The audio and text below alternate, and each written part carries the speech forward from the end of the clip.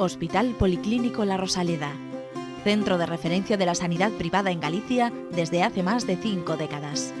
La Rosaleda cuenta con el mejor y más completo cuadro médico.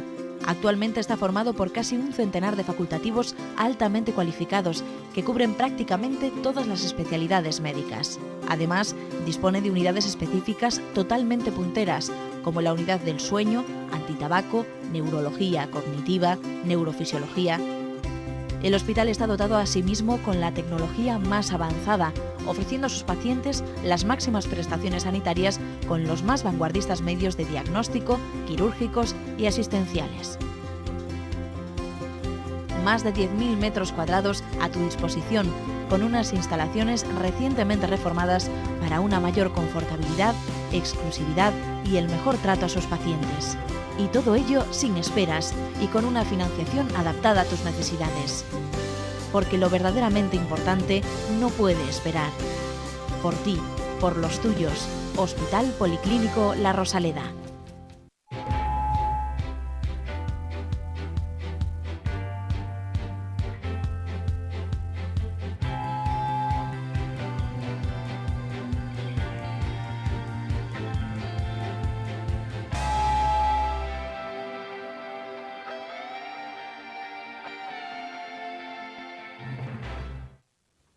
Hola, bienvenidos. Una semanita más con ustedes en la televisión del Correo en Falando de Saúde, que a eso venimos, a hablarles de salud, para que ustedes se la cuiden un poquito más y algún consejillo que otro para ayudarles a vivir mucho y mucho mejor, desde luego. Bueno, empezaremos por el principio, naturalmente, después de saludarles a ustedes, no me queda más remedio. Y además me encanta saludar a mi compañera María Almodóvar. Hola María, bienvenida una semana más. Una semana más encantada, además. ¿Y de qué vamos a hablar hoy? Pues mira, hoy vamos a hablar de un montón de cosas que pasamos a mencionarles a continuación. Hoy, en Falando de Saúde, entrevista con una especialista de La Rosaleda. En La Gente Pregunta, los espectadores plantean sus dudas sobre enfermedades del verano. Además, conoceremos las diferencias entre amígdalas y vegetaciones. Y por último, sabremos qué hacer si sufrimos la enfermedad pulmonar obstructiva crónica, EPOC. Bueno, pues como ven, mucho y variadito, para que nos alegre un poco el día. Bueno, pues hay una temporada que es precisamente la que acabamos de empezar hace poquito, que es el verano. Y el verano, por el hecho de ser verano, bueno, pues tiene una serie de pequeños inconvenientes que a veces yo no le diría que le van a causar enfermedades, pero molestan un montón.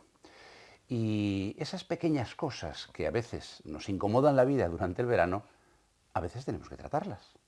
Y para eso, nada como el consejo de una especialista. La especialista que nos acompaña hoy, la conocen de sobra, es una sonrisa preciosa y conocida de todos ustedes, es la de la doctora Silvia Rodríguez, que es la coordinadora de urgencias del Policlínico de La Rosaleda. Silvia, bienvenida una vez más.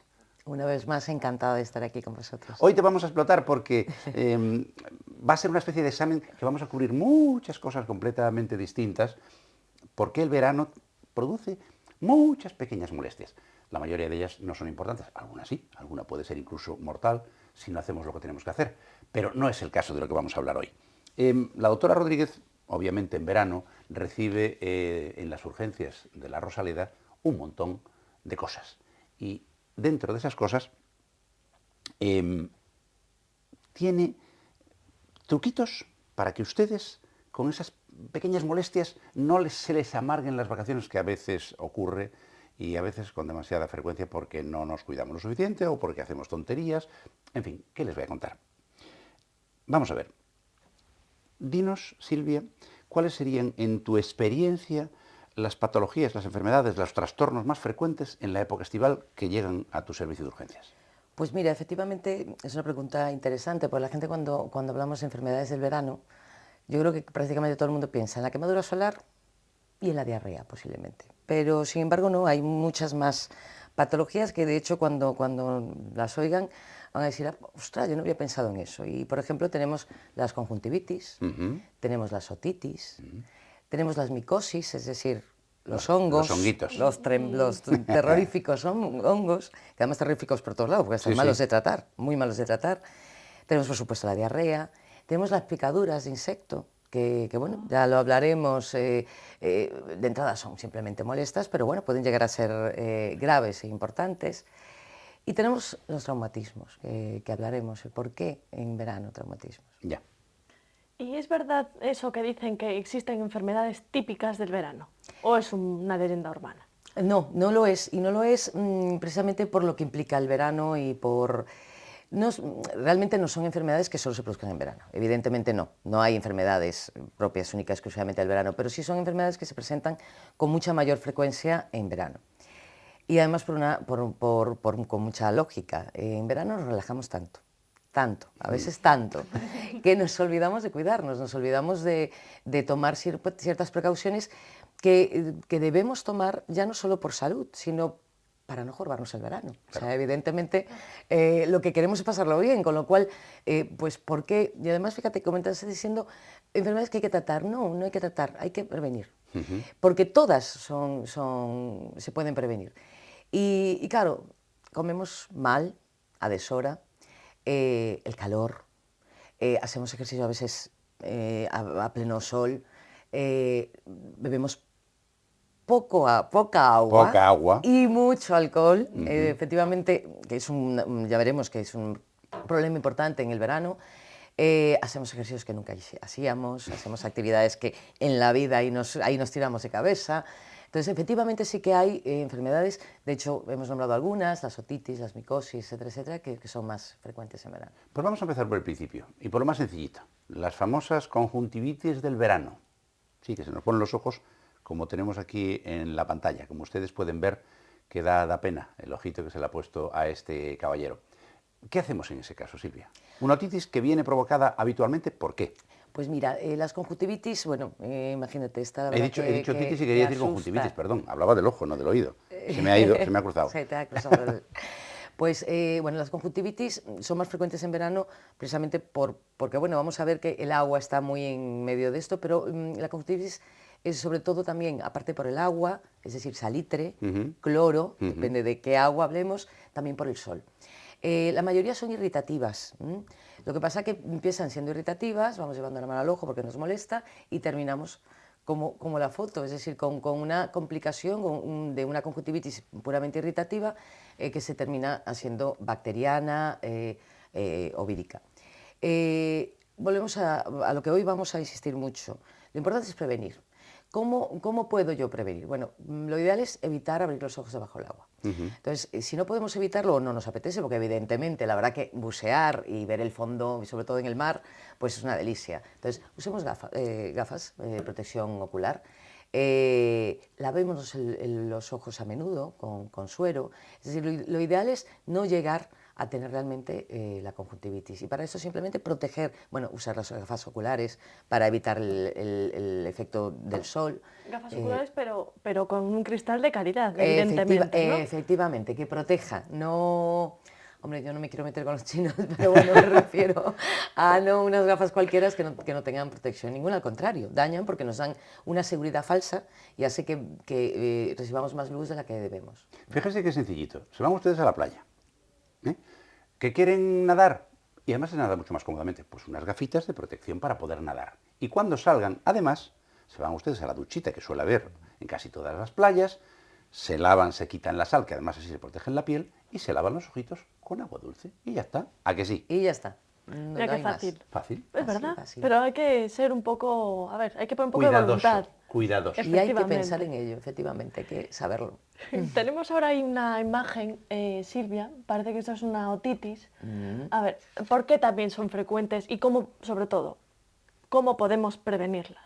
¿Y Pues cómo sí. podemos tratarla una vez que nos aparece? Lo ideal, vuelvo a repetir, y voy a insistir mucho hoy, es prevenir. Aquí vuelve a estar el agua en medio. Bueno, en verano solemos ir a la playa, solemos ir a las piscinas, y el problema es eso, que, bueno, que nos queda un poquito de agua dentro, no nos preocupamos por quitarla, entonces debemos intentar, incluso en algunas ocasiones, hasta golpeándonos un poco para que no, porque ese agua, que muchas veces no es todo lo limpia que sería conveniente, queda ahí, termina produciendo lo que se llama la otitis del nadador. O sea, de hecho tiene ese nombre, porque es una otitis que, bueno, ahí ya se ve, es una otitis externa que suele producir mucho dolor, con lo cual pues evitemos sufrir durante el verano, que es cuando debemos relajarnos, y muchos problemas. Entonces, fundamental quitar el agua e incluso con la puntita de la toalla secar el oído. Ojo, con la puntita de la toalla. Porque los bastoncillos... No, por favor, no. Oh. Mira, hay un otorrino al que aprecio mucho. Santiago, si me oye, vas a ver, aunque bueno, después esto se ha extendido a otras personas, pero bueno, me dijo una vez que los oídos se limpian con los codos. A ver, explica eso. A ver, Se limpian con los codos. ¿Quién puede limpiarse los oídos con los codos? Efectivamente, porque no, el oído se limpia por sí solo. Sí. Y efectivamente va a producir la cera, por ejemplo, que necesita. Si nosotros vamos retirando, esto va a producir un aumento de cera. Aparte que lo que hacemos es impactar muchas veces la cera y crear efectivamente tapones, dolores de oído, disminución de la audición, etcétera, etcétera. Con lo cual, simplemente eso, el agua, sacarla y secar por fuera. En caso de dolor y demás, tenemos que acudir al médico, porque eso necesita ya un tratamiento con en algunos casos, con gotas ópticas con antibiótico, y en otros incluso tratamiento por boca. Ya. Hay otro cuadro típico del verano, que son los famosos hongos. ¿Sí? Vamos descalzos por sitios, los hongos están por allí, nosotros en algún momento determinado pues tenemos nuestras defensas ligeramente bajas y ¡pumba! Nos pillamos los hongos. Miren ustedes cómo se le puede poner la planta del pie y la risa que les da, lo que duele, lo que molesta, y además como encima llevamos zapatos, eso es un caldo de cultivo maravilloso para criar los famosos hongos. Silvia, ¿cómo prevenimos los hongos? ¿Qué tenemos que hacer? Efectivamente, fíjate, bueno... Porque ya una vez que los has pillado hay que tratarlo, pero una bueno. imagen vale más que 1000 palabras, es decir, los hongos no solo son molestos, sino que producen dolor, producen a veces incluso impotencia para caminar, incluso afectan muchas veces la uña, incluso con caída de uña, bueno, unas fisuras dolorosísimas, y es algo absolutamente prevenible. Entonces, ¿por qué vamos a llegar a esto si podemos tal? Pues, ¿de qué manera? Bueno, desde luego, tú ya nombraste un punto fundamental. No ir descalzos ni por las piscinas, ni por ni las duchas, por la calle, típico. Los pies negros. Típico, exactamente. Pues evitar tal. Luego, fundamental, en el contagio de hongos interviene mucho la humedad, la humedad y el calor. Con lo cual, es fundamental lavar los pies, incluso a menudo, varias veces al día, y secarlos bien. Efectivamente, es tan importante lavarlos. Metiendo la toallita entre los dedos. Metiendo la toallita entre los dedos. Efectivamente. Dedito a dedito, secarlo bien, porque la humedad, y además es muy típico de los pliegues, efectivamente donde más se produce el hongo es en el tal que es, además se le llama pie de atleta. Pie de atleta, sí. Precisamente porque fue una enfermedad que bueno, se empezó a ver en los atletas, precisamente por ir descalzos y por las duchas, etcétera, etcétera. Entonces, bueno, efectivamente, lo ideal es eso, evitar otra cosa importante, zapatos que transpiren, olvidarnos de las gomas y los plásticos y demás, no vuelvo a nombrar a los que nombré antes, usar calcetines de algodón o de hilo y finos, que en verano no necesitamos nada gordo ni muchísimo menos, y luego eso, lavar y secar bien. En caso incluso de que tengamos propensión, porque hay gente que realmente, digamos que parece que tienen una apetencia por ellos, bueno, pues usar cremas antimicóticas, digamos, protegerse un poquillo con algunas cremas que hay para esto.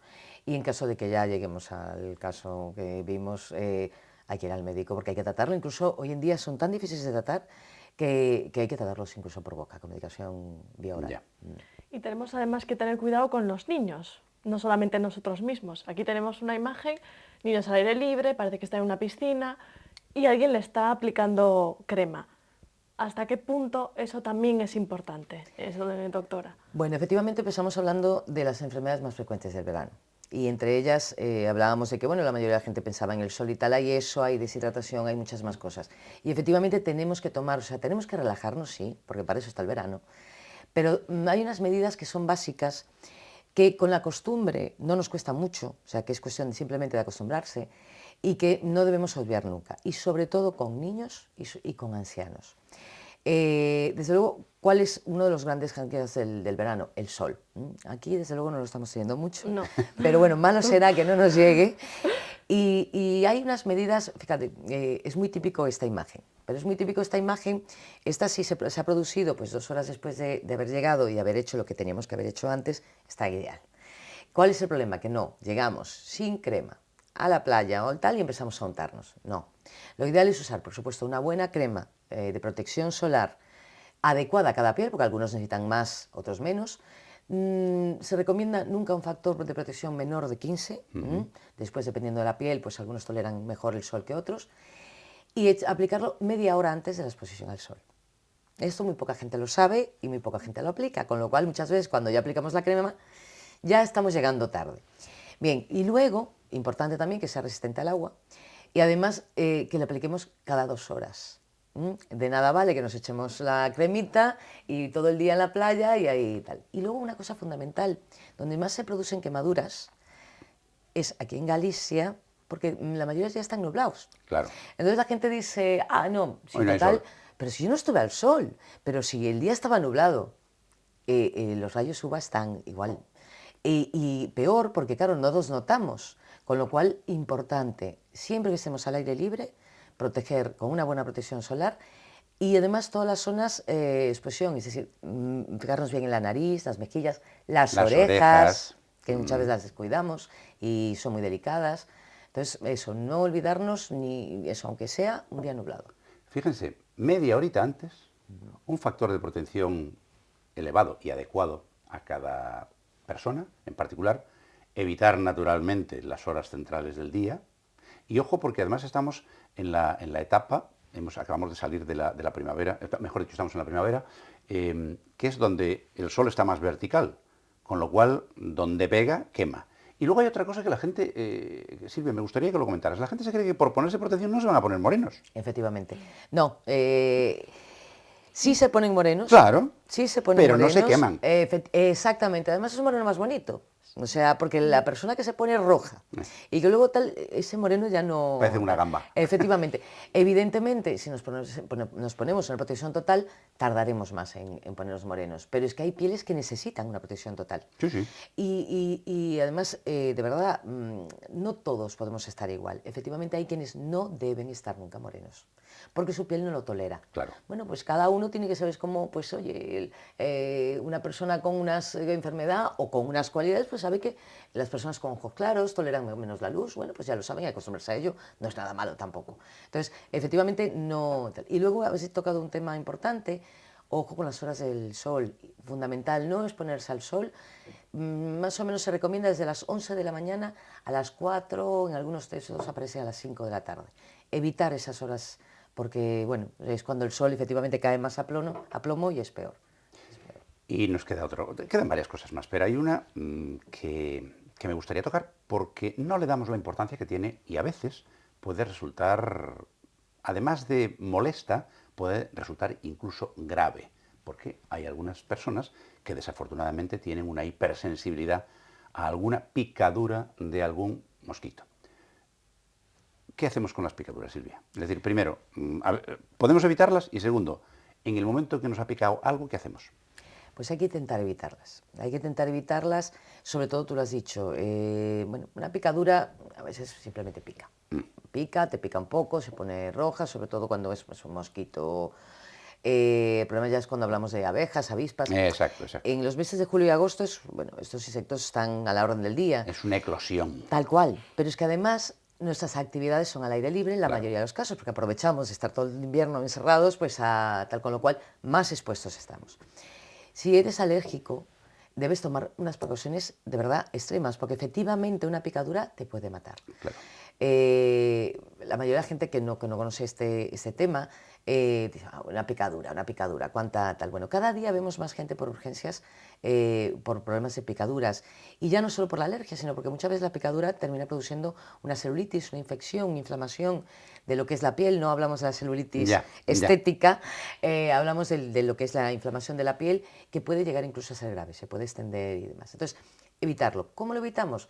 Hombre, hoy en día tenemos insecticidas no tóxicos bastante potentes, en las casas y demás, pues incluso los de enchufar, sí. Que la verdad que funcionan, van muy bien, sí, sí. Muy bien. Y luego hay incluso repelentes. Hay algunos corporales para echar en el cuerpo que realmente valen la pena. Hombre, yo vengo de un país, provengo de un país sudamericano. Donde sabéis mucho de eso. Donde sabemos mucho de eso y de verdad que allí nunca salíamos sin echarnos, había un spray maravilloso que nos echábamos por el cuerpo y no había insecto, que imagínate la que hay allí. Entonces, intentar evitar el tal. Una vez que se ha producido, lo primero que tenemos que hacer es lavar la zona con agua y jabón, bien lavada. Si se trata de una abeja, intentar con mucho cuidado quitar el aguijón y aplicarle hielo. La mayoría de las veces, solo con esto, llega. El afterbite, bueno, pues bien, tampoco viene mal, a veces alivia, sobre todo porque alivia. Es el amoníaco de toda la vida. Efectivamente, El amoníaco de toda la vida. Tal cual. Claro. Entonces alivia bien, eso no está mal, pero desde luego, lavar bien con jabón y hielo.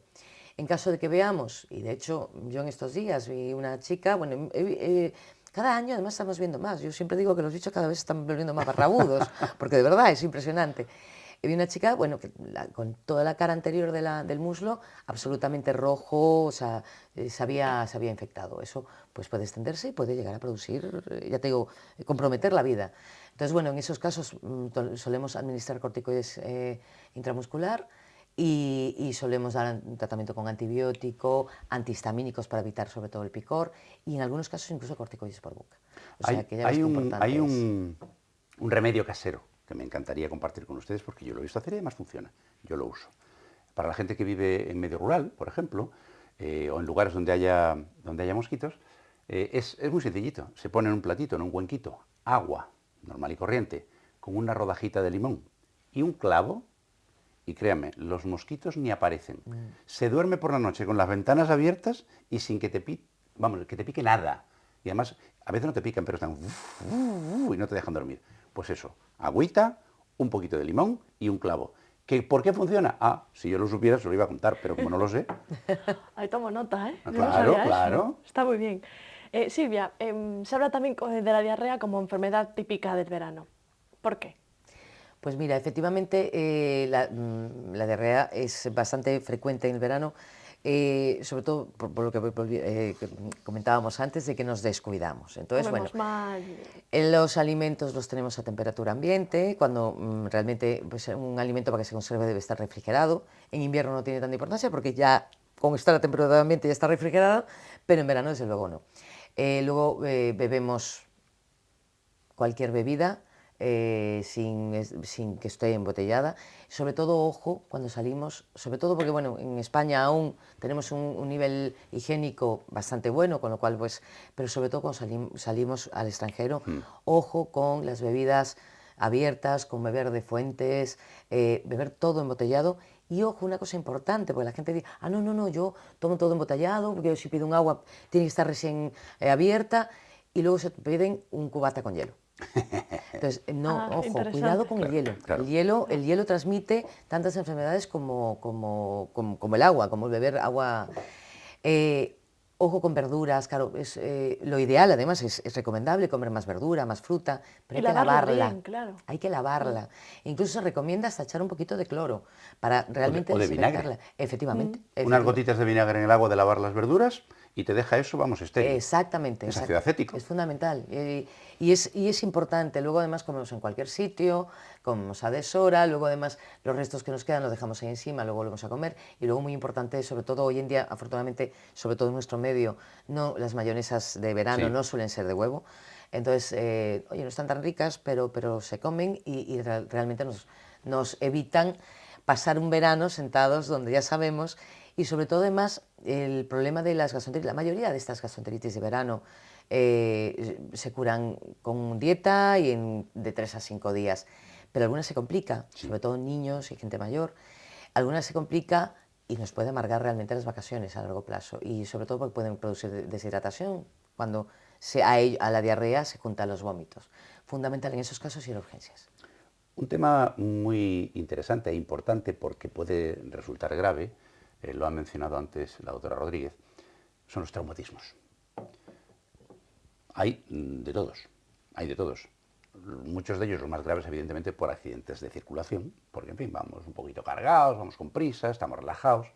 Pero, ¿qué más traumatismos se ven en tu servicio de urgencia, Silvia? Bueno, efectivamente, comenzamos diciendo enfermedades de verano y nombramos los traumatismos.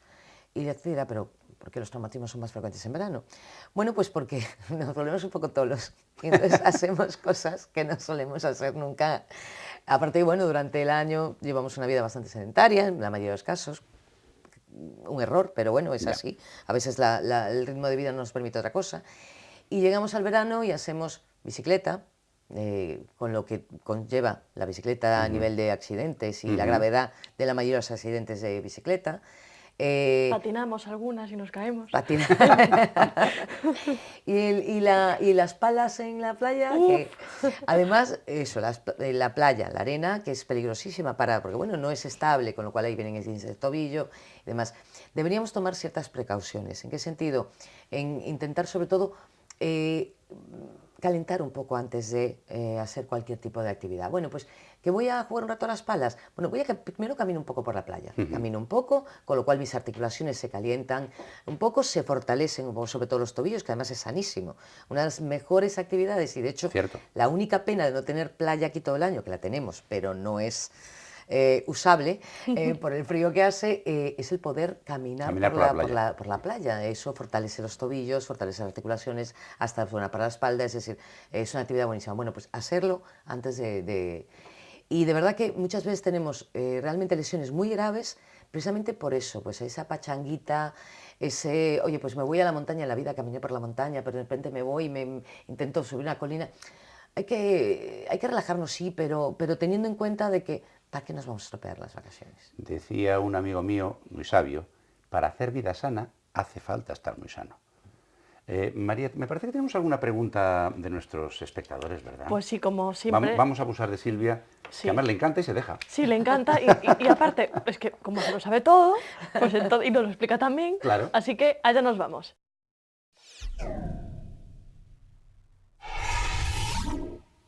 Como saben, pueden enviarnos sus preguntas a falandodesaude@correotv.es. Si lo prefieren, pueden interactuar con nosotros a través de las redes sociales, Facebook y Twitter, pero si prefieren dejar un mensaje en el contestador, pueden marcar el 981 54 37 02. Silvia, ¿vamos allá? Vamos allá. Venga. Bueno, de gastroenteritis hablo hace un poquito, pero bueno, vamos a ver. Teresa de Santiago dice: doctora, este año con los cambios de temperatura tan bruscos he sufrido varias gastroenteritis. ¿Por qué influye tanto el que haga frío o calor? Aquí parece que lo lleva pues a la temperatura, no lleva tanto a la alimentación. Bueno, efectivamente este año, y ya no es solo verano, este año ha sido un año con una prevalencia importante de gastroenteritis. La mayoría víricas, es decir, que bueno, autolimitadas, sin problema.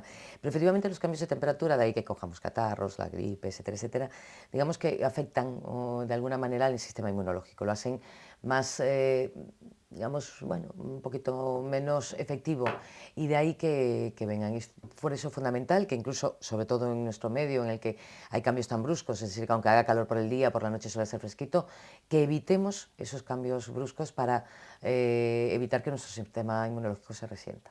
Tenemos una última pregunta. Mario de Ferrol le pregunta: ¿es un mito eso del corte de digestión? ¿Hay que esperar 2 horas después de comer para poder bañarme en la piscina? Debe de ser un niño, porque ahora dice: es que mi madre me está todos los días con lo mismo. Pues bueno, me alegro, si es un niño, me alegro que tal, y espero para No es ningún mito. Efectivamente, además tiene su mecanismo de producción. No es tanto meterse en el agua como los cambios de temperatura.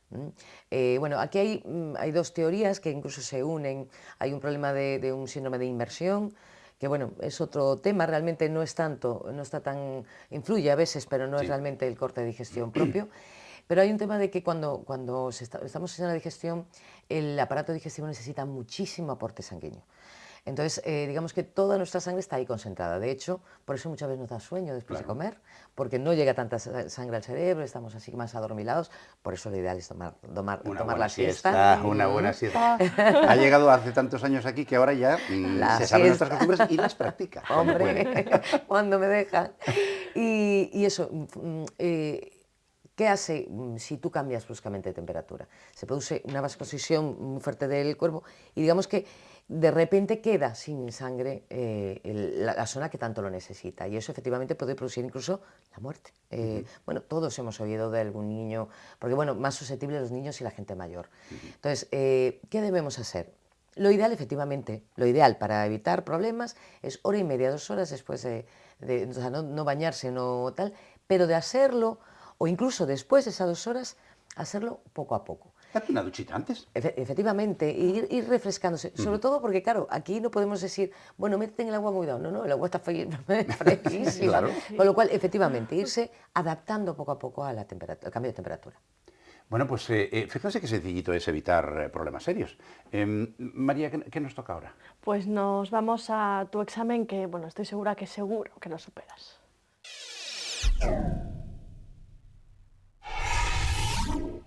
Esta además es una duda muy personal que yo tengo, porque decimos, me operaron de amígdalas, me operaron de vegetaciones, y las usamos como sinónimos muchas veces. ¿Son sinónimos o no?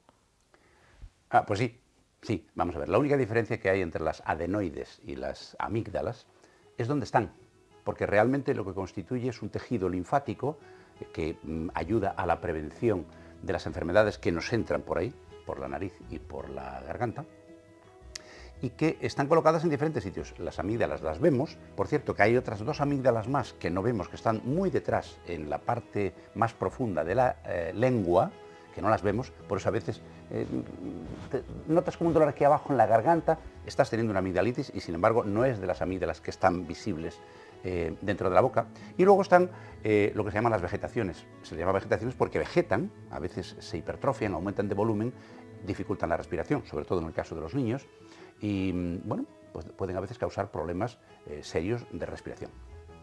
Tienen un segundo problema que es visible cuando hablamos de las amígdalas, pero que no es visible cuando hablamos de las adenoides, de las vegetaciones, y es que se infectan.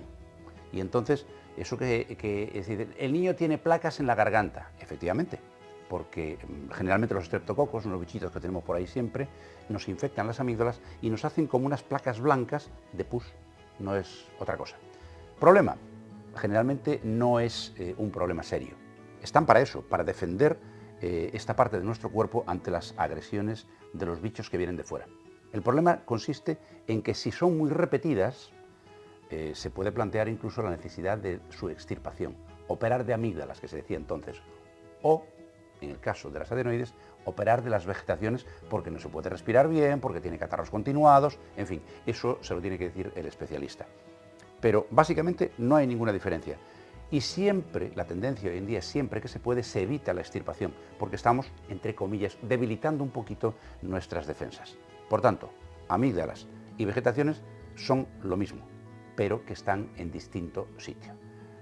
¿Complicaciones serias que pueden llegar a dar si no las tratamos? Pues miren, hace muchos años había una enfermedad que afortunadamente está prácticamente erradicada, que se llamaba la fiebre reumática, que provenía precisamente de infecciones repetidas que no se trataban o no se trataban adecuadamente de este tejido que nos defiende y que llegaba a afectar las válvulas cardíacas, provocando serios problemas cardíacos de los cuales había que operar a la gente y cambiar las válvulas. Afortunadamente eso con los antibióticos prácticamente se ha erradicado, pero están ahí porque cumplen una función y la función es defendernos.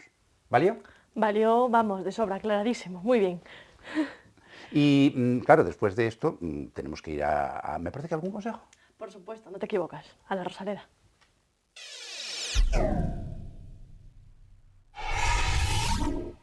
¿Qué debemos hacer si sufrimos una agudización de POC? El doctor Vilas, desde el Hospital Policlínico La Rosaleda, nos lo explica. En primeiro lugar, identificala. Identificar que síntomas son os típicos dunha agudización de POC. Como todas as doenzas crónicas, ten períodos estables e períodos de agudización. Normalmente, os síntomas que describen unha agudización de POC son un aumento da fatiga, da capacidade de cansarse, un aumento da purulencia do esputo, se é un doente con EPOC que ten expectoración habitual, e tamén un aumento do volumen deste esputo. Produce máis cantidad de secrecións respiratorias dos bronquios cada día. Se isto sucede, hai dúas posibilidades. Se é un paciente que xa é coñecido do seu médico e xa ten un plan de prescripción habitual, seguir o que lle indicou o médico e ainda así acudir á consulta. Se non está habituado a ter agudizacións, entón debe sobre todo acudir ao seu médico para que poña un tratamento que limite o máximo posible esta agudización, porque está demostrado que as agudizacións aceleran o empeoramento da enfermedade. Non se recomenda tomar medicación pola súa conta, sin ninguna prescripción médica previa, porque igual está facendo un dano que é peor que a propia agudización. Pues ya ven, automedicarse nunca es bueno y sobre todo en una patología como es la EPOC. Así que ya saben, hagan caso siempre de su médico y no se automediquen. Ay, qué pena. No lo digo por el consejo, sino porque se nos acaba el tiempo. Ya saben que a mí me encanta estar con ustedes y me da mucha pena cada vez que acabamos, pero aquí nos dicen que corta, que ya no hay más tiempo. Así que toca la despedida. La despido en primer lugar a la doctora Silvia Rodríguez, responsable de las urgencias del Hospital La Rosaleda. Silvia, muchísimas gracias una vez más. A vosotros, la verdad que es un placer estar aquí. Te vamos a tener que hacer fija de plantilla porque si no sale de aquí. Nosotros encantados con ella. Mi querida compañera María Almodóvar, muchísimas gracias una semana más. A ti, de verdad. Y a ustedes agradecerles la lealtad, la paciencia y que estén con nosotros semana tras semana, cosa que le agradecemos porque, bueno, nos hace sentir bien. Eso quiere decir que les gusta lo que hacemos y nosotros encantados. Así que, si Dios quiere, hasta la semana que viene, salud y suerte.